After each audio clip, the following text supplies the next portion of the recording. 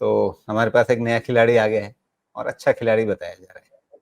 तो ओला electric IPO को आप वैसे नज़रअंदाज करते हैं, लेकिन क्या इस वाले आईपीओ में आप थोड़े ललचाए, या इस बार भी वो मतलब संयम अपना बनाए रखा कि नहीं, आईपीओ बाजार में नहीं देखना है?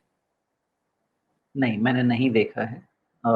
इसको भी आईपीओ में मैंने कोई भी प्रेफरेंस नहीं दिया, अपनी तरफ से नहीं दिया है। जी। इसके लिए भी इसके नंबर्स आएँगे, लेकिन अगर आप अभी देखेंगे तो कम से कम मुझे कोई भी आईपीओ में लगाने के लिए भी ना एटलीस्ट ऑपरेशनली पॉजिटिव दिखना चाहिए, नहीं तो मैं नहीं लगाता। हाँ, ये क्या है कि electric mobility, pure electric mobility में आपके पास ये एक लिस्टेड प्लेयर है, तो उस हिसाब से होड़ लगेगी, खासकर म्यूचुअल फंड्स की, एफआईआईज़ की, इनकी होड़ लगेगी।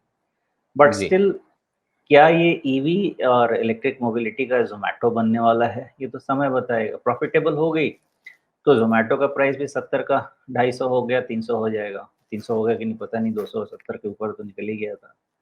तो ऐसा बिल्कुल। अगर हो गया तो इनकी भी प्रॉफ़िटेबिलिटी बढ़ जाएगी, तब फिर लेकिन प्राइसेज़ भी ऊपर अभी जाएँगे। आपके पास कुल जमा 4 कैंडल्स हैं, 4 मोमबत्तियाँ हैं। इनको देख कर के आप केसी मोहंती जी को बताइए, इन्होंने 115 पे ले लिया है, क्या करें अब?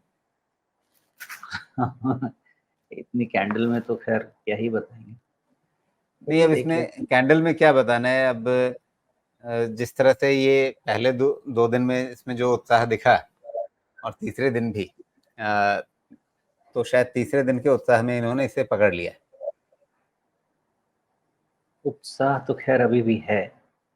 अ, फिर भी अगर एक छोटी-सी कोई एनालिसिस इसकी कर सकें, तो अभी का क्लोज़ है 111।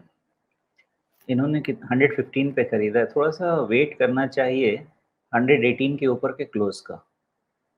अगर 118 के ऊपर का क्लोज़ मिलता है, तो मुझे लगता है कि फिर मामला इनके फ़ेवर में है, एक और हाई बन जाएगा और उस केस में आपके पास 100 का एक डिफाइंड सपोर्ट हो जाएगा और इसको लेके जो खेलना चाहें आप खेल सकते हैं। 18 रुपए नीचे रुपीज़ नीचे और ऊपर में भी आप समझिए कि करीब-करीब 20-25 रुपए रहेंगे खेलने को। जी।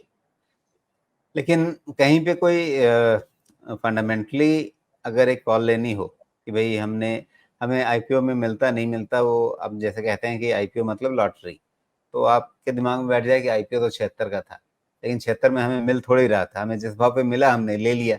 अब लेकर के हम इसे 3 साल के लिए छोड़ दें, या कुछ गलत चीज़ पकड़ ली हाथ में, वो जब एकदम से ठंडा हो जाए, आईपीओ वाली सारी गर्मी निकल जाए, या पोस्ट आईपीओ जो गर्मी होती है वो निकल जाए, उसके बाद फिर नीचे कहीं आराम से तसल्ली से बैठ के खीर ठंडी करके खाएँगे। अब मुझे तो ऐसा लगता है कि मेरे जैसे लोग, पहली चीज़ कि मैं इसमें कोई इन्वेस्टमेंट ही नहीं करना चाहूँगा बिकॉज़ पहले मुझे ओला में चाहे इनका ये हो या ओला की फ्लीट हो, किसी चीज़ में कोई क्वालिटी आज तक नहीं नज़र आई है। किसी भी तरह से क्वालिटी नहीं है बिकॉज़ इनको अर्ली मूवर एडवांटेज है और मेबी आप कह सकते हैं कि इवन जो इनका फ्लीट है कैब्स का जो फ्लीट है उसमें भी काइंड ऑफ डुओपोली ही है, बहुत ज़्यादा तो ख़ैर फ्रैगमेंटेड स्ट्रक्चर ही है। तो अभी ऑप्शंस नहीं है ज़्यादा, तो उसका इनको बेनिफिट मिलेगा, लेकिन ओला के किसी भी चीज़ में मुझे क्वालिटी नहीं दिखी है। डिस्पाइट दैट बिकॉज़ आपके पास बहुत ऑप्शंस अल्टरनेटिव नहीं हैं, तो ये चीज़ें महँगी रहेंगी, लॉस मेकिंग होने के बावजूद भी प्राइसेज़ हो सकता है बहुत नहीं गिरें अनलेस यहाँ से भी लॉसेस बहुत बढ़ने लगें। नेक्स्ट पॉइंट ये है कि इन सब के पास कैश बर्न करने की एबिलिटी बहुत है और जब आपके पास कैश बर्न करने की एबिलिटी रहती है, तो फिर सब कुछ पीछे रख दीजिए। आप देखिए कि यूएस पूरी इकोनॉमी कैश बर्न कर के जी रहा है, डेट पे जी रहा है। तो ये भी आगे चल सकता है और प्रॉफ़िटेबल होने के लिए ये हो सकता है 5 साल और कैश बर्न करें, कौन जानता है।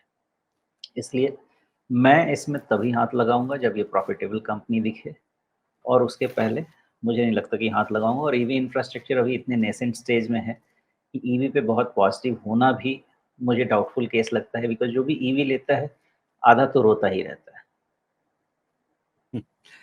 जी। तो अभी तो आपके पास ओला के जितने आंकड़े हैं, उनके हिसाब से साल दर साल इसका घाटा जो है, वो बढ़ता ही जा रहा है। अभी सालाना आंकड़े ही हमारे सामने हैं देखने के लिए।